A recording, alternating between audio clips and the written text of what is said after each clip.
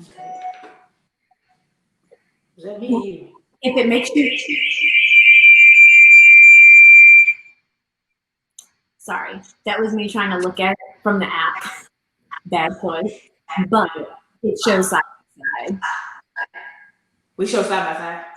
Yeah. Okay, great. Let me make sure those other screens are locked. They are. Oh, this is great. Let's finish up these bits. Oh, we do show side by side. This is great. Let's finish up these bits. You like my new backdrop? I think it's gorgeous.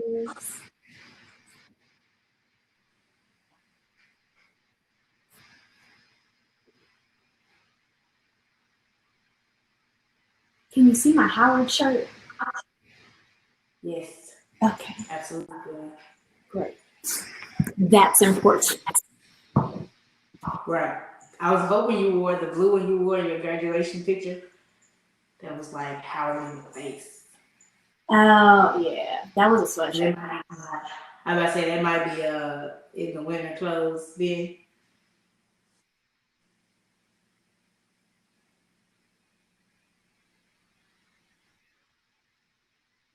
Mm-hmm.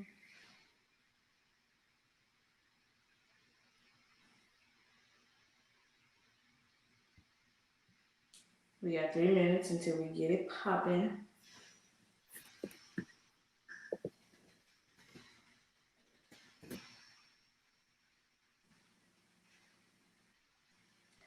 Can you see the let me not forget to press record for my actual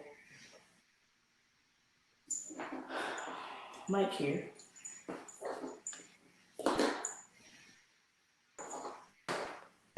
There we go.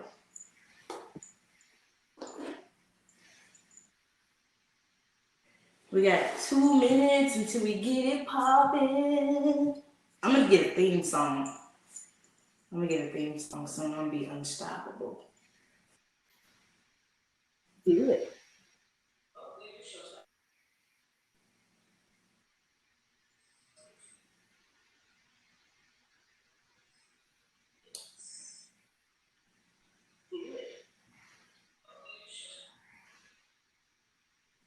Can you see the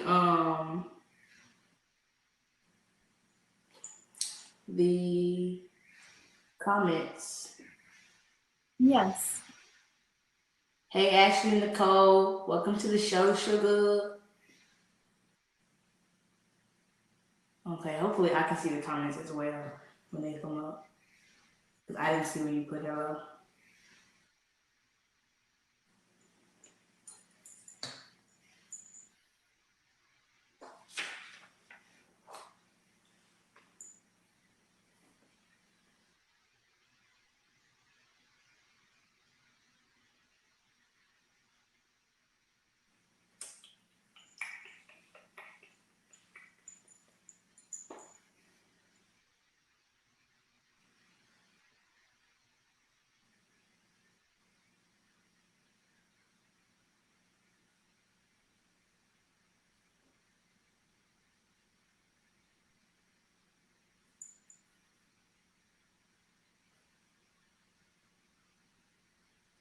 We got 60 seconds.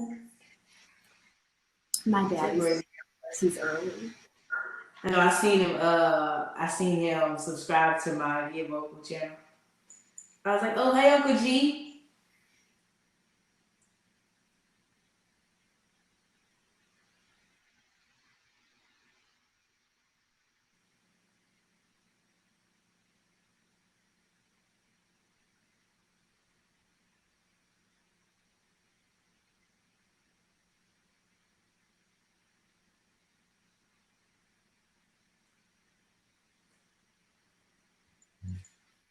Time is 6.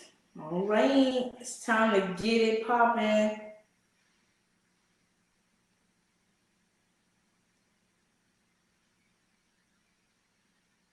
It's 6. All right. Yeah, that's me. what's up? You're watching Kicking It with Keesh. My name is your favorite web show host and your favorite flight attendant and your favorite podcaster all around. Your favorite. It happens. Welcome to the show. So, before we do anything, I need you to subscribe to my YouTube as well as my Instagram. Or follow me on Instagram at InstaKeish, as well as today I have one of my most favorite people joining me as my first guest to my show, Kicking It with Keish, on Soul Sundays here on GetVocal.com, Miss Ashley Smith. Yes, This is my first. Yeah, Mrs. Excuse me. So sorry. Mrs. Ashley Smith. There she goes. Like that beautiful face on the screen next to me. That's Miss Ashley Smith. She will be my guest today for today's show. Today's business. In fact, before we keep going, this is an interactive show, so please chat it up and talk to me. And me and Ashley will talk back to you guys and we'll address your comments. As well as Ashley's Instagram is it's Ashley D as in Dominique Smith. It's Ashley D Smith. That's her Instagram. And me, I'm at InstaKeish, Keesh. Please subscribe to my YouTube and all of that other, all those great things. Speaking of YouTube, I just hit 1,000 subscribers.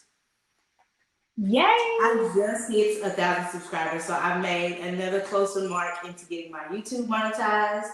And I'm just saying, I just don't see the need for a 6-year-old to make $27 million. And I don't make $27 million at the same time doing the same thing on YouTube. So, you know, YouTube's gonna cover me my check, and I'm gonna start hitting this money for sure. Now, our business promotion of the episode is Restige Media Marketing. That is my cousin's media marketing company, and she did not know that I was going to. Oh wait, Ashley is my cousin. Let me say that. So that is Ashley's my cousin, and that is Restige Media Marketing is a full-service digital marketing agency. Follow Restige Media Marketing at Restige Media Marketing, and she does have a website that's also on her Instagram. So again, actually, if you want to tell the viewers a little bit about Restige Media Marketing, please do. Of course, and I see that you went to the website. But yes, we offer full service digital marketing, social media marketing when it comes to website building your presence, running effective social media ads and Google ads, running analytics to really help your strategy. So if anything that you need, we've got it for you. Got it. And at the end of the episode, I'm going to let Mrs. Smith here choose who wins the Starbucks gift card. We have another Starbucks gift card for our gift for today's show. So the top V coin giver, and V coin, for you guys that don't know, I'm an independent contractor, and just like you tip your great servers, you tip your great podcasters and web show hosts, which is me. As well as the top V coin tipper gets today's Starbucks gift card. As well as I have two gift cards. The top V coin tipper gets a gift card for today's show, and Mrs. Smith is going to pick who gets the second gift card by the question she chooses by the end of the show. Yeah, okay. So we got 2 Starbucks gift cards today. Now, I'm always accepting business promotions, so if you have a business to promote, email me at LynetteC90@gmail.com. Lynette is spelled L-E-N as in Nancy E-T-T-E. The letter C is in car, 90@gmail.com. Now, our show quote for today's show. Our show is titled Protecting Black Women, and we're discussing the Vice Presidential nominee, Kamala Harris. Kamala Harris. Now, it's not Kamala, people. I've been saying this name wrong, and I've been corrected. So her name is Kamala Harris. That's our topic for today's show. So our show quote comes from the Malcolm X himself, and it says, "The most disrespected woman in America is the Black woman. The most unprotected person in America is the Black woman. And the most neglected person in America is also the Black woman." Now, since Malcolm X's time and him creating this quote, the black woman has absolutely transformed herself and her role in America, in the world, period, but for sure in America, considering civil rights and all of these things, and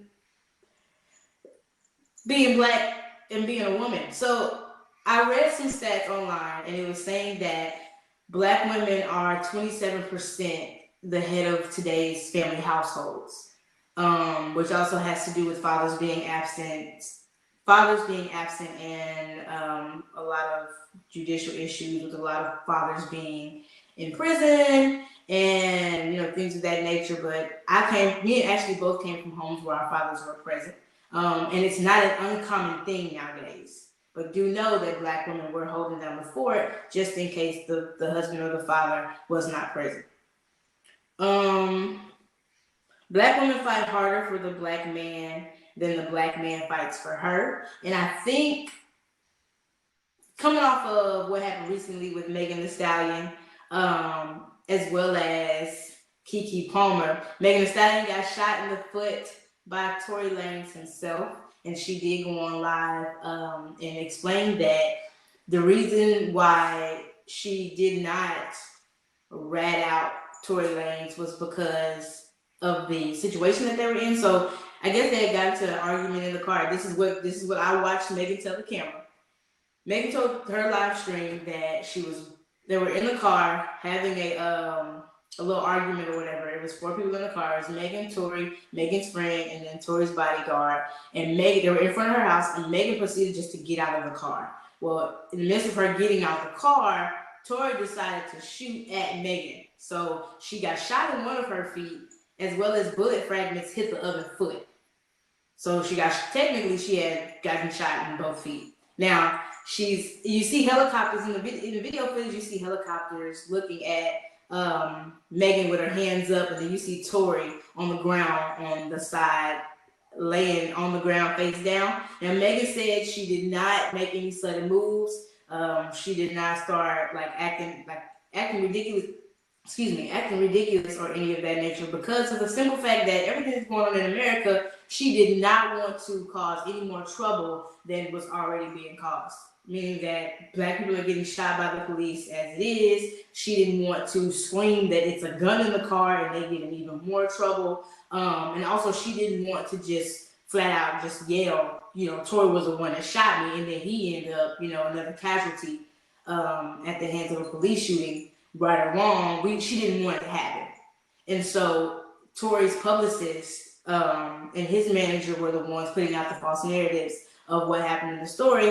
And even then, when Megan clearly said, I didn't come on the media and say anything, about the story, because I didn't want Tory to look bad. But at the same time, Tory was allowing his publicist and his manager to make a bad name for Megan. And that in its own is more proof of, majority of the time, black women do feel very unprotected when it comes to what we say and having our statements or our truths backed up by the people around us.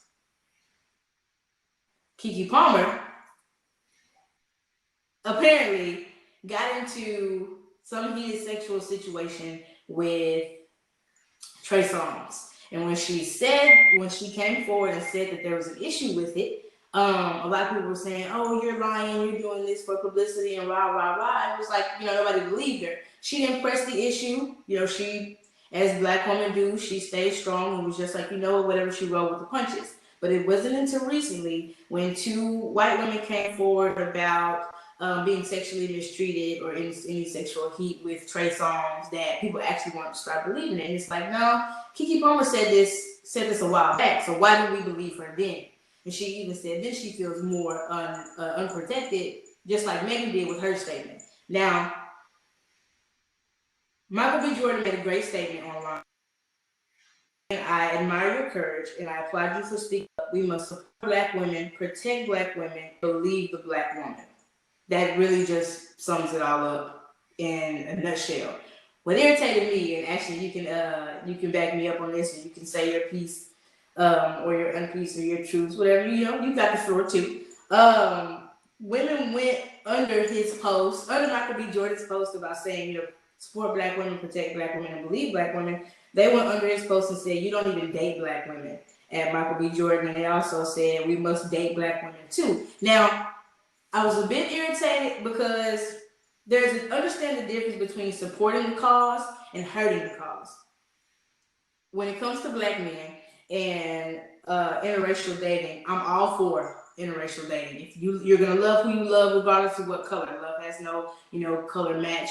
You're gonna do what you want to do. Boom.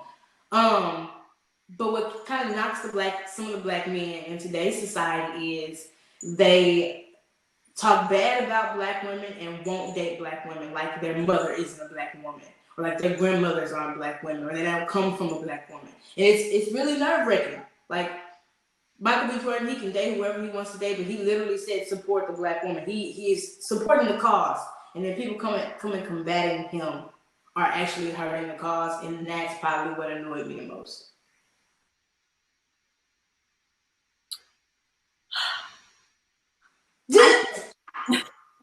I honestly believe that the support black women or women narrative has gotten kind of skewed lately. I definitely agree. In the beginning, when it was launched, a lot of people were saying that when it comes to police brutality and when it comes to victims of police brutality, the Black community is more likely to galvanize behind men who have lost their lives than they are behind women who have lost their lives. There are countless women who have also died at the hands of police brutality. However, right now, most people can only name Sandra Bland and Breonna Taylor. Now, do I agree with that? I believe that the media has a large role in that. I believe that because the media doesn't put as much light on it, it doesn't give the widespread buzz that we get so that we can get that same type of outrage. I do not necessarily subscribe to the idea that the majority of Black men do not protect Black women. From my personal experiences, and I said this just the other day, I literally had an experience, was it yesterday, where I food because the hood has good food, okay? And as a result, there was a guy, because the food place was next to the liquor store, and the guy at the liquor store was trying to get my number, trying to talk to me. I was like, I'm married. He didn't care. And this other guy stepped in and was like, hey, leave her alone. When I came back out of the store to go back to my car, my key fob wasn't working, so I had to unlock it manually. And the same guy from the liquor store was trying to like roll up on me, get really close. And that same man waited in his car to make sure I got to my car okay. When he saw the guy approach me, he literally got out of his car and physically pushed that man off. I mean, he wasn't on me, but he was like close. He like pushed him away and was like, he had some choice language. And he's like, hey, leave her alone. He made sure I got in the car and he left. He wasn't trying to do anything. He wasn't trying to, be my man or anything like that. But I've had lots of instances like that from people who do not know me at all. And so it is difficult for me as an individual to subscribe to the narrative that Black men do not protect Black women. I can agree that there aren't the large numbers of men, and I would also argue to say women, though, that do not stand up and champion for Black women when they are murdered at the hands of police. But that's just me. Yeah, it makes sense. Now that I do agree with. There have been more instances. I've more experienced being protected by the Black man than not being protected. Granted, I guess all over social media, like I recently said about the statement that Michael B. Jordan made, a lot of people don't understand the difference between supporting the cause and hurting the cause. So you can be Black and support the cause. You can be black and support being black and support the black dollar, support it, even sleep and breathing black. You can support it. And then you can also be black and be hurting the cause as well. I do think that not even just as far as politics go, um, we do a lot of things as black people to harm ourselves, or to put ourselves in harm's way, or to put ourselves in the line of fire. And then we also don't do anything to end up in the line of fire. It's like a win-lose situation sometimes. But for sure, when it comes to being protected as a black woman, you for sure can't be one of the ones that's hurting the cause. And the narrative that comes along with being a black woman is extremely heavy. Like I was saying, the black woman is 26% majority of the time the head of the family because the father is not present, as well as black women in society are more so always seen as aggressive. There's been multiple times when I've been in public. Now, granted, I may have more muscles than the average black woman just walking around here. So when I'm walking around with like a workout top or something on, and you see my traps or something, I've had people like get kind of like intimidated by my presence. And I don't know if they see me as a threat or what may have. And I've also had several instances where I've been seen as a threat, like an aggressive threat in an area, and I hadn't even said anything. And so I really do wish that the view of the black woman being so aggressive um, was not an issue in America, for sure. Or probably not even in America, within the world. I feel like I always have to wear my cape. Like I feel like I always have to be superwoman, being a black woman. And I mean, it gets exhausting, and then they wonder why a lot of black women deal with the mental issues that we deal with, like anxiety and depression, and not knowing our true identity and things of that nature, because we have to always be this superhero. We have to always stand on the front line. But like I stated earlier, I come from a family where my dad has always been present, and if I ever needed to take my cape off, I was always, there was always that front shield of the black man being present in my life. I think that whenever you measure any characteristic of any culture against white culture, you are going to have that dynamic. In America, white culture is known as the standard. And as long as that is the established standard, anybody, any individual culture that operates in a way that is unique to them and that is culturally acceptable within their community, if it goes against what white people have determined to be what is okay, then there's always going to be some type of negative stigma associated with it.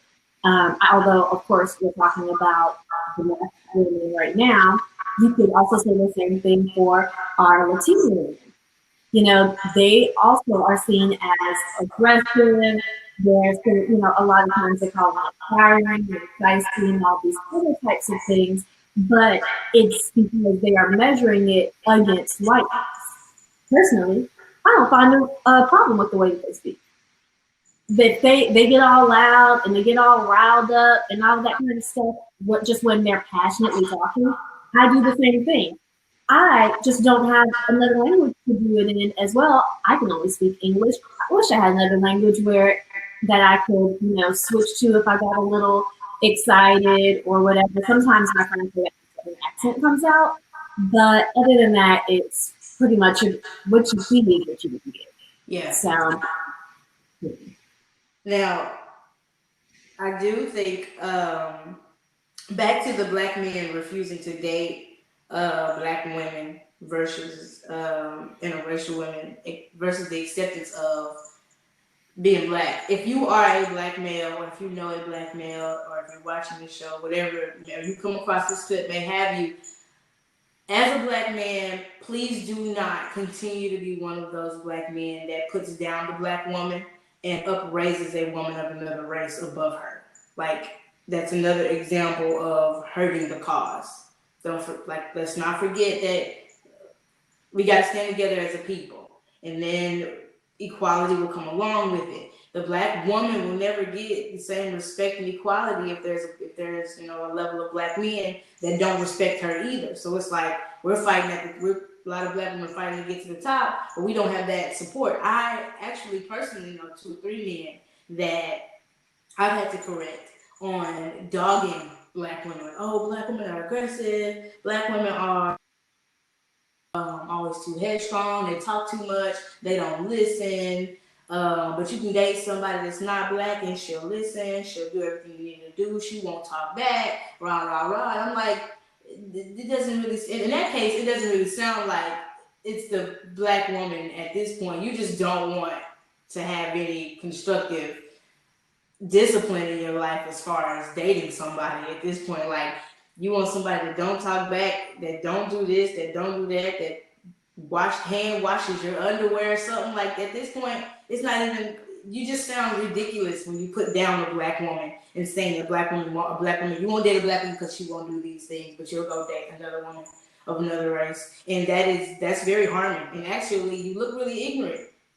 Putting down the black woman as a black man, that doesn't gain you any credit, any kudos. You just look bad. Date who you want to date. I'm all for it. Just don't put down the black woman at the same time that you choose not to date black women.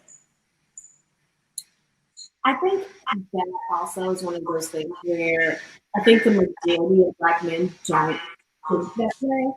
But it is my opinion that the best way to protect the family is to protect the black family and to continue to make sure that we are using the strides that we have made since the time of mass incarceration.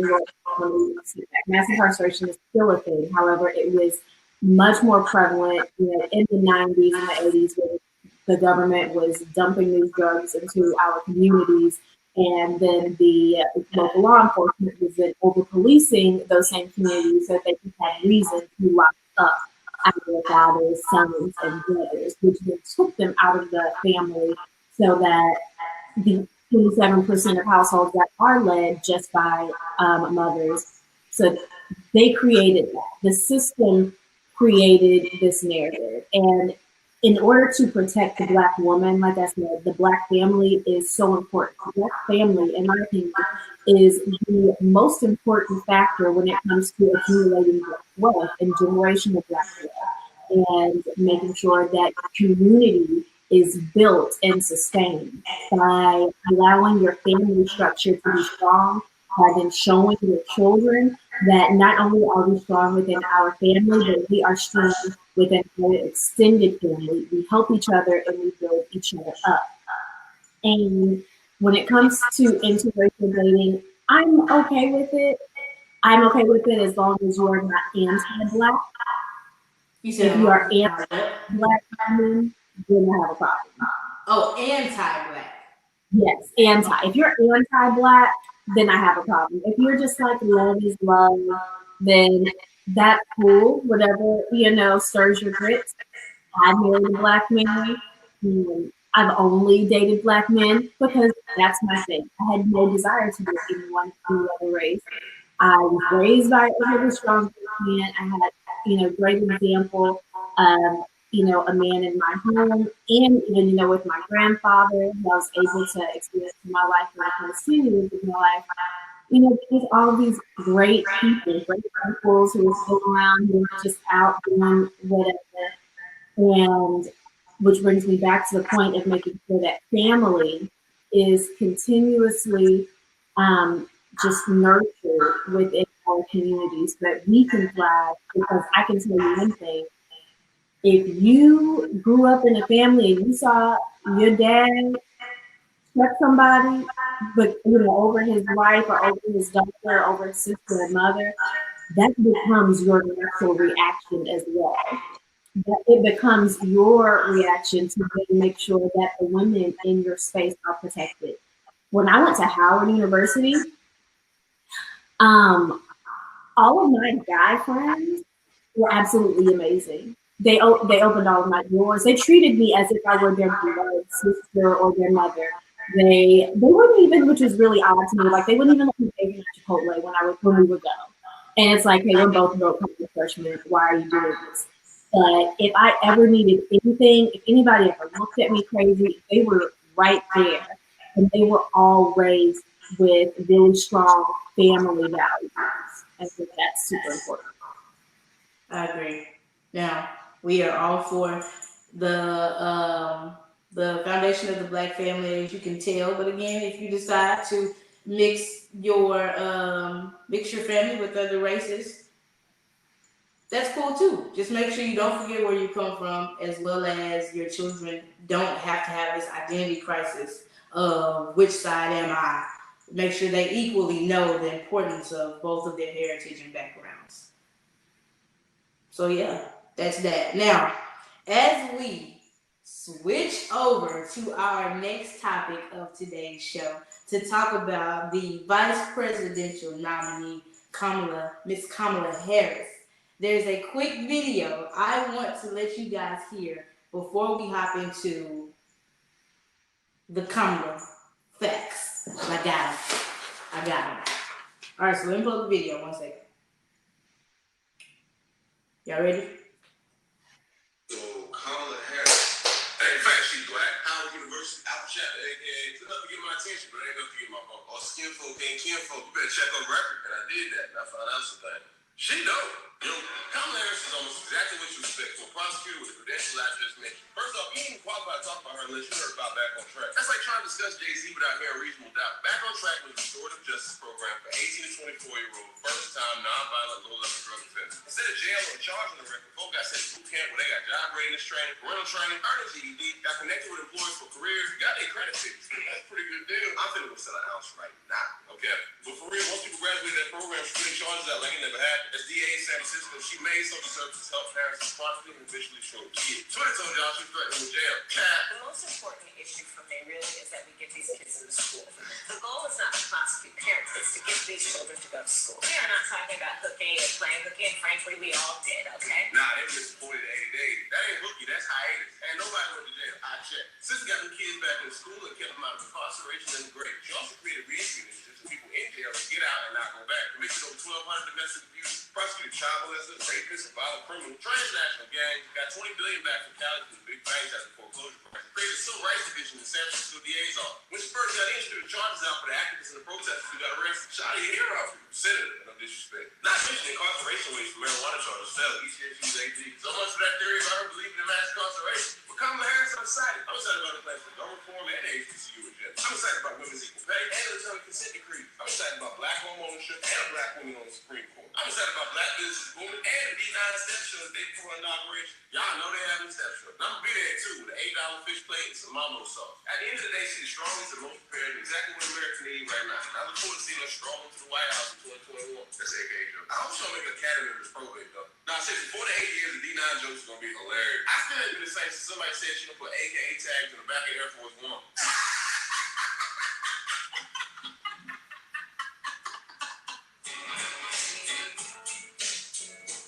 So, you guys, I like to cite my sources. That was Mr. Drew Comments himself via Facebook. It's a great video. Now, granted,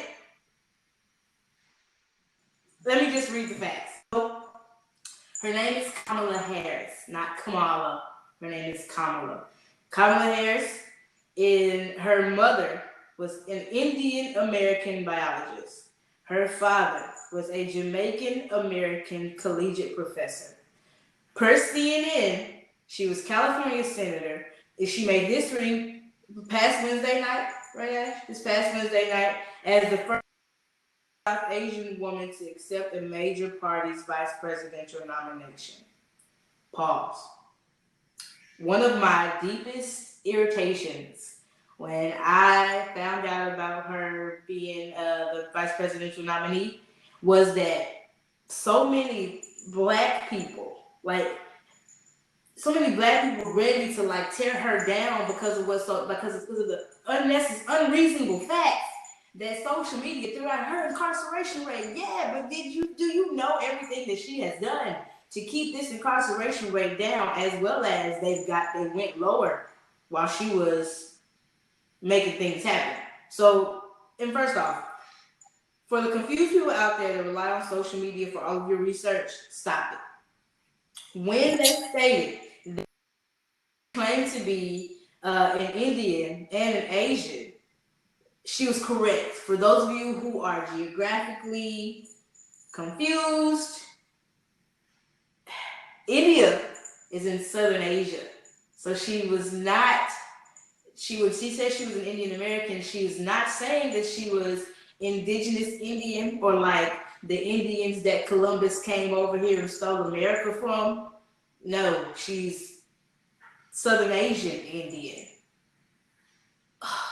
Okay, now that I got that off my chest.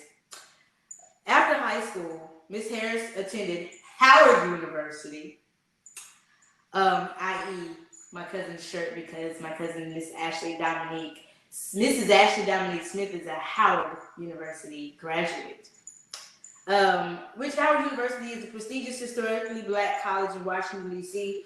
Miss Harris majored in political science and economics and joined the Alpha Kappa Alpha sorority, in which a lot of women, about 5 women that I know personally, hold my heart dearest as AKA women.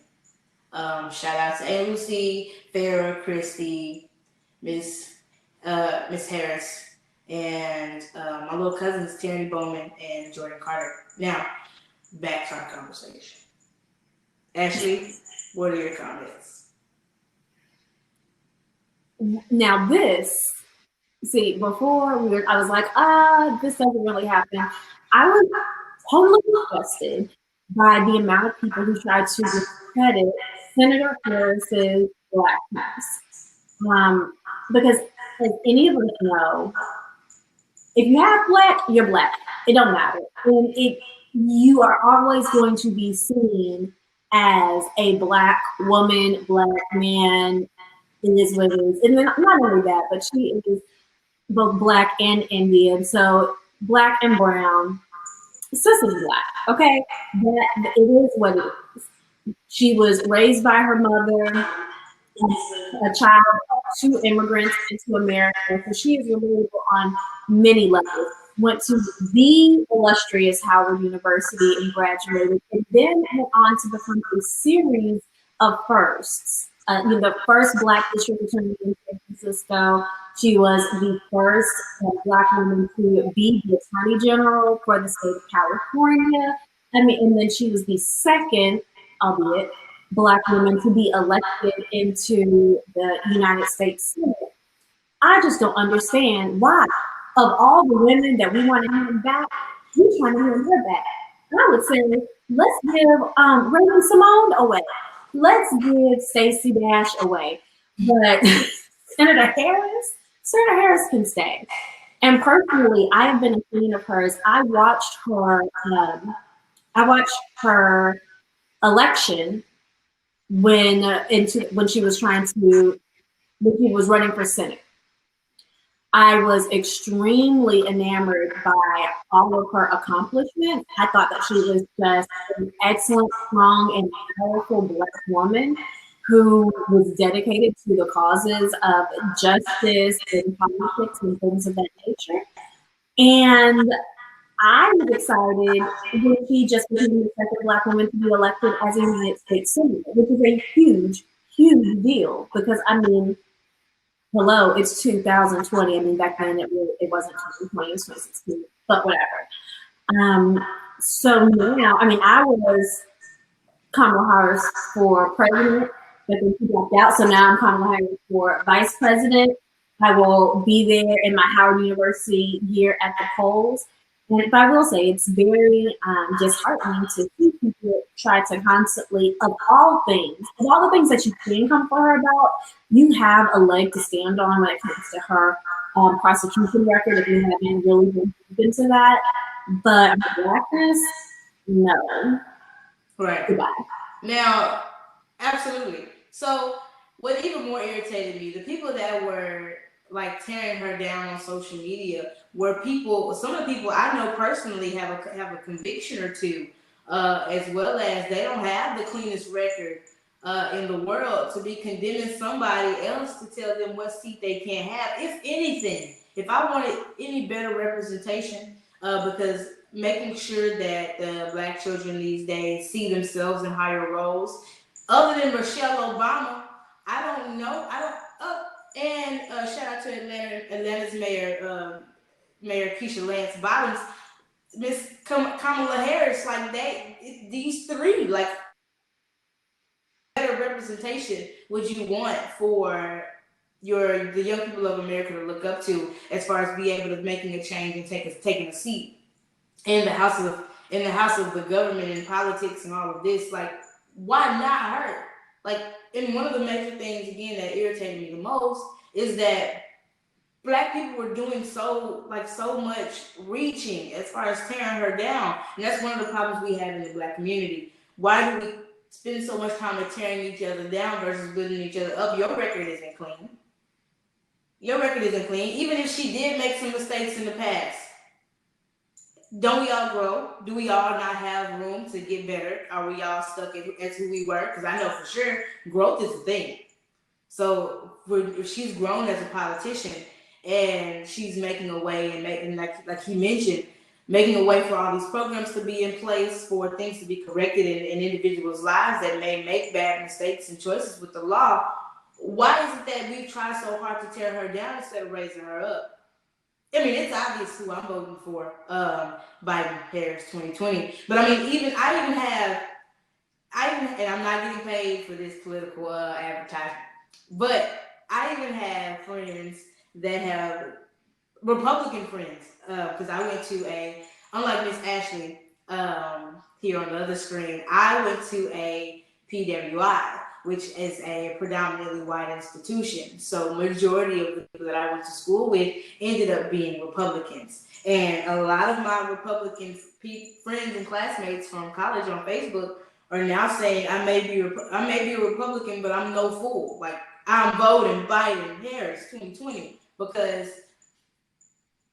I don't know this man personally, but I do know the personal effects he's had on America. And we don't need any more celebrities as presidents in representation of America. So if we could please stop voting the celebrities into political places that they have no reason or no need in being. Like, let's stop doing that. But yeah, last time I said Biden Harris 2020. Now, Ashley, tell us some more about other things that Miss Kamala Harris, or Senator, let me put some respect on her name. The Senator Kamala Harris, like, tell me what more of you think about her. So one thing that I think that Black Americans, I think we really got spoiled in the Obama era. President Obama it was very difficult to find anything negative about him. You know, he led a life full of, public service. He didn't go pit bull puppies. No. He didn't try to do the whole, like, oh, I'm going to work for the large firms when it comes to being a lawyer. He was really about grassroots, really about activism and things like that. It was hard. I mean, honestly, the worst thing that they found on him was that he smoked some weed. But I mean, okay, is that really all that you have on him? So after that type of example, now that we have Senator Harris, the vice presidential nominee for the Democratic Party, she isn't somebody who is blameless. She doesn't fit into a lot of people's picture perfect first. She doesn't have children of her own. She has stepchildren. And then she is married, but she's not married to a Black man. So it's like, is this really the person that we want to put up there about poster child for Black Girl Magic? If you ask me, I say yes, because a woman is not defined by who she marries and who she gives birth to. A woman is defined by her accomplishments. If she wants to include those accomplishments, I have some friends, and they will tell you that some of the best thing that's ever happened to them was their children. And I think that they really do believe that. I believe that that is their truth. I don't have children yet, so I can't say. Do you have children? I'm not feel the same way. But because now that I don't, I feel like I have any fewer accomplishments because I haven't, added motherhood to my belt, right? One thing that I also think is very important for us to understand, we need Black people in certain spaces in order to create change. So when you have Senator Harris, when she was a prosecutor, her job was to lock people up. People, not necessarily Black people, not necessarily brown people, white people, whomever. Her job was to lock people up. And she did her job, and I can't take that away from her. But if you don't have Black people in these places, you will have the implicit biases that Black people seem to have when it's like, oh, I really need to get this person not just off the street for a short period of time. I need to take them away from their families forever. Those are the types of narratives that are built in. And you know what? All white people don't even realize that they're doing it. They have been fed this narrative that Black people are aggressive. They've been fed this narrative that Black people are dangerous and that they are, inherently violent.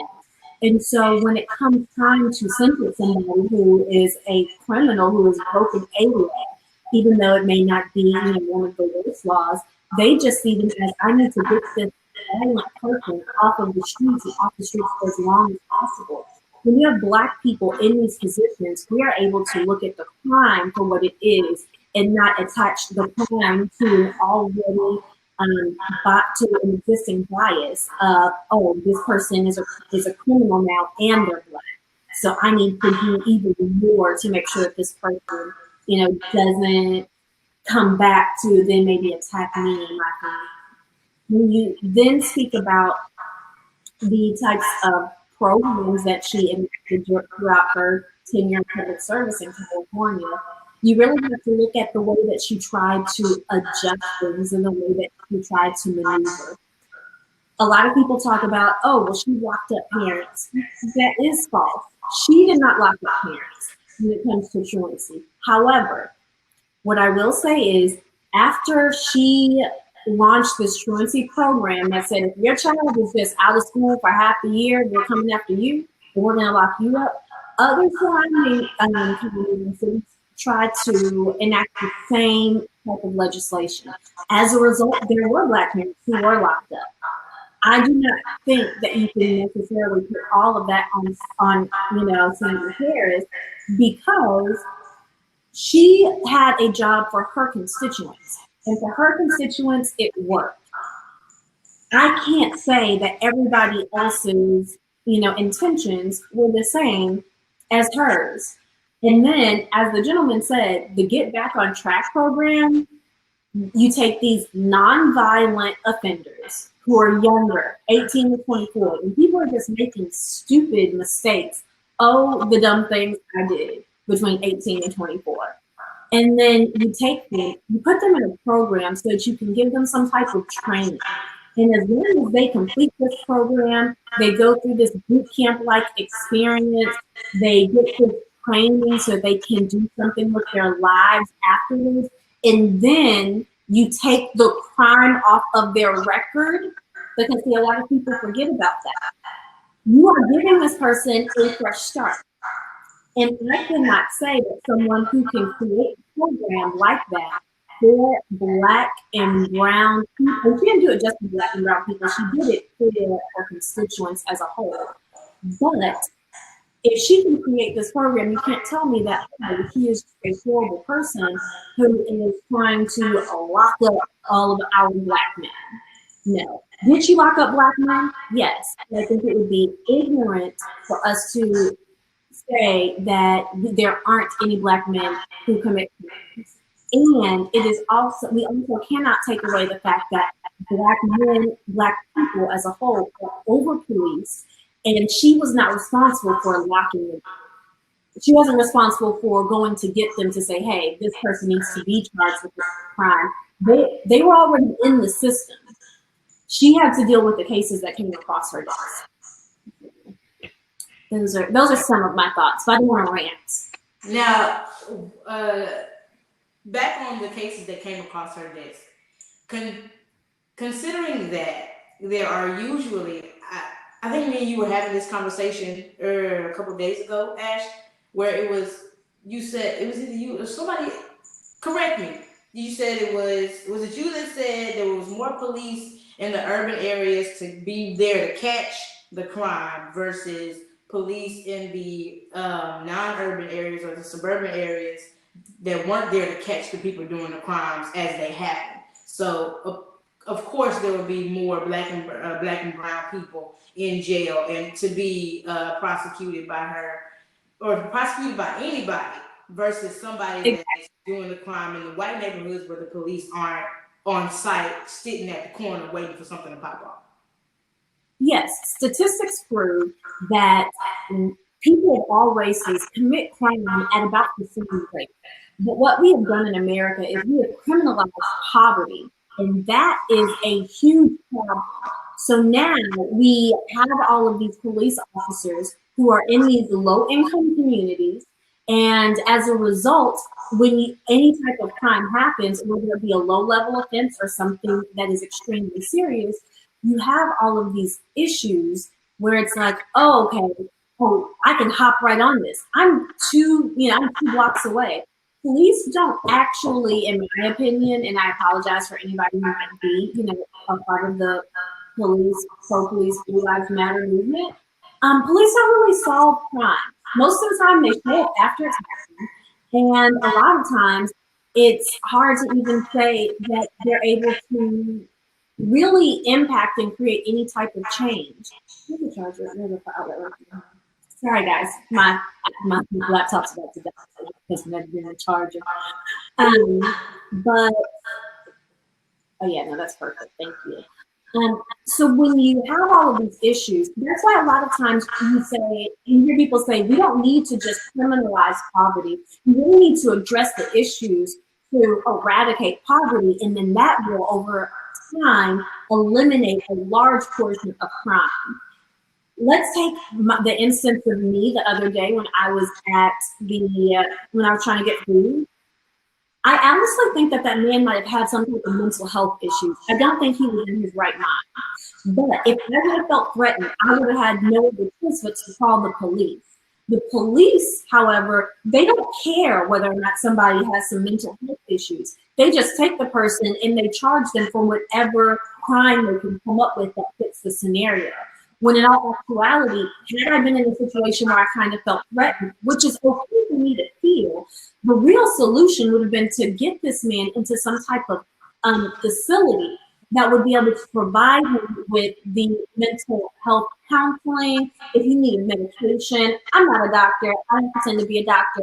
I just know when somebody's super off in the head, and he doesn't need some help. That's really what we needed. But in America, we criminalize people who have mental health issues. We criminalize people who cannot afford to buy food to provide for their families. Why can't they buy food for their families? Because they can't find a job, because they have to check the box saying that they have been convicted of a crime, even if it was a low-level offense. There are so many things that happen that directly impact our community that could be changed if we implemented some different structures. And to make this full circle, to talk back about the vice presidential nominee, she started to address certain programs, certain issues, and labeled them as public health issues while she was attorney general, so that we weren't always criminalizing poverty, but instead we were starting to address some deeper seated issues so that we can actually start to see long-lasting change.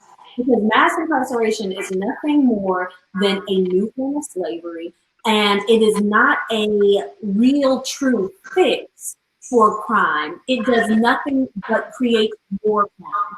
What did Senator Harris, Vice President Nominee Harris, achieve while she was, working as the Attorney General and in these different positions? She was able to reduce recidivism, which means returning crime, which is extremely huge, because there's always this notion that once you get into the system, it is so difficult for you to get out.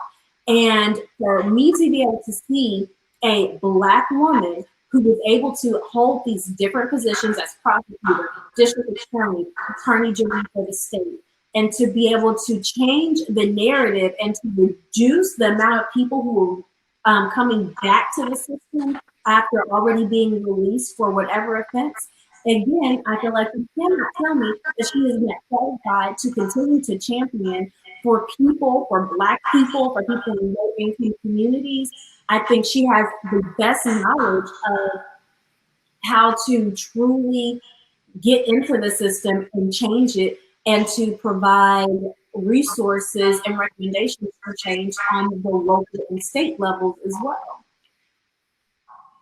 Yeah, I fully Sorry, agree. Now, I was getting a little excited. it's okay. I like it. I like it. I fully agree on the mental issues as far as um, police not noticing or not even taking into consideration that there may be something mentally wrong with that person, or mental and health wise wrong with this person before they become aggressive with that person. I've seen it multiple times within I'm about to say social media, excuse me, within social work and me working with kids, as in teaching them dance. Their social. I have taught quite a few kids that were in the foster system, and some of those that were adopted and were being checked up on by their caseworkers. And one of my students had autism, but she had a very active personality where it seemed like she wasn't listening, and she heard everything you said, but if there was something that didn't sit right with her, she would act a certain way. And her foster mother wasn't acknowledging it as, her autism, as behavioral issues that she needed, more counseling and help with. She was acknowledging them as something negative, and automatically going towards being aggressive and popping her like it would fix the problem. And I'm like, no, that's, now that I think about it, it's literally how a lot of police need to reevaluate how they assess certain situations, and there probably wouldn't be half as many police brutality cases going on at the moment if they would just watch how they address certain issues. Mm-hmm. So yeah, I do agree. The young kid that played the violin to the kittens that had the hoodie on. Why can't I think of his name right now? Recently, he was yes, that could have been so avoided if they would have just taken the time to realize there was something. He wasn't being disrespectful or being, a criminal, that there was actually something mentally wrong with him. And the situation probably would have had a way better outcome than it did. But back to Miss Senator Kamala Harris. As the point talk, she's great. So as for everybody watching, please do not continue to go towards social media for the negative facts, because social media is not research. Like Facebook is not politic research. Like, it's not. IG, it's not good research for politicians. Twitter, I know our current president really likes to pop off on Twitter. That's not good research, people. So please get online, do some reading. Listen, online it's not social media. Do some reading, because reading does help people. Do some reading of your own and stop believing everything you see that pops up on social media about our politicians, as well as Biden and Miss Kamala Harris. Now, Ashley Smith, how are we giving away this Starbucks gift card for today? How are we giving away this Starbucks gift card? Now, granted, the highest Bitcoin tipper on today's episode, you do get a Starbucks gift card. Trust me, it's not just one trip to Starbucks, okay? And you can use it on your Starbucks app, just in case those of you who put your order in on the app before you go into the store to pick it up. You can use your gift card on your Starbucks app. It's like, trust me, it's not just one little Starbucks visit, okay? Now listen, we got one to give away to the highest Bitcoin tipper on today's episode, and another to give away for Miss Ashley Smith. How do we want to give this other Starbucks gift card away? I say to swipe over to the chat and drop your name in there if you are registered to vote. If you're registered to vote, in the chat, just, say me, and then I'll randomly pick somebody.